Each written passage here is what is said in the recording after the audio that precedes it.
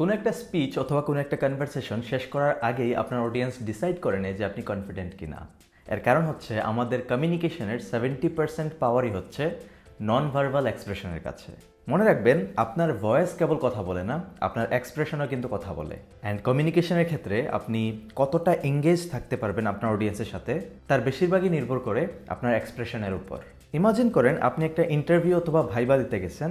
Viva অথবা interview রুমে ঢুকেই আপনার মাথা নিচের দিকে এবং আপনার হাত পকেটে। ব্যাস, আপনার ইন্টারভিউয়ার অথবা যিনি আপনার ভাইবা নিচ্ছেন তারা এখানেই ডিসাইড করে নেবে আপনি কতটা কনফিডেন্ট, আপনাকে চাকরিটা দেওয়া উচিত কিনা, অথবা আপনাকে কত মার্ক দেওয়া উচিত। Because you are showing you are weak, you are showing you are not confident. অন্যদিকে যদি আপনি একটা স্পিচ দেন অথবা একটা প্রেজেন্টেশন করেন এবং ওই প্রেজেন্টেশনের সময় বা স্পিচ দেওয়ার সময় আপনার হাত যদি এরকম কোমরে বাঁধা থাকে অথবা আপনার হাত যদি এরকম বুকে বাঁধা থাকে, ওইটাও কিন্তু আপনার ল্যাক অফ কনফিডেন্স শো করে। বিকজ যে কোনো প্রেজেন্টেশনে আপনার হাত ওয়াইড স্প্রেড থাকা উচিত, so that you can feel that you are speaking freely. মনে রাখবেন, মানুষ যা শোনে তার চেয়েও বেশি লক্ষ্য করে যা তারা দেখে। And the best combination is যা তারা দেখে এবং শোনে।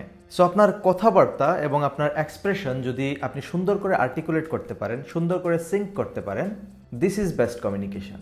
সো আপনার বেসিক বডি ল্যাঙ্গুয়েজ যেরকম হওয়া উচিত, এক হচ্ছে পোশ্চারের ক্ষেত্রে সবসময় আপনার স্পাইন ইরেক্ট থাকা উচিত, আপনার শোল্ডার ওপেন থাকা উচিত। অনেকে এরকমভাবে থাকে এবং তাদের শোল্ডার ক্লোজ থাকে, যা সবসময় তাদের ল্যাক অফ কনফিডেন্স শো করে। দ্বিতীয়ত, আমাদের আই কন্ট্যাক্ট সবসময় ডিরেক্ট এবং মডেস্ট থাকা উচিত।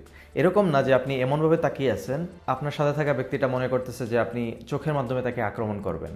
No, not like this, but আপনি এরকমভাবে তাকাবেন যাতে করে সে ডিসকমফোর্ট ফিল না করে, আবার আপনার তাকানোটাও ডিরেক্ট হয়। তৃতীয়ত, আপনার ফেশিয়াল এক্সপ্রেশন সবসময় কাম অ্যান্ড এঙ্গেজ থাকতে হবে।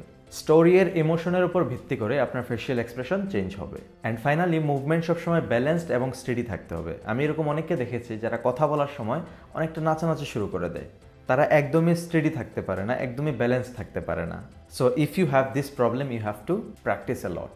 সো এই ছিল বেসিক কিছু বডি ল্যাঙ্গুয়েজ। একদম বেসিক কমিউনিকেশনের ক্ষেত্রে আপনার এই বডি ল্যাঙ্গুয়েজগুলো জানা থাকতে হবে।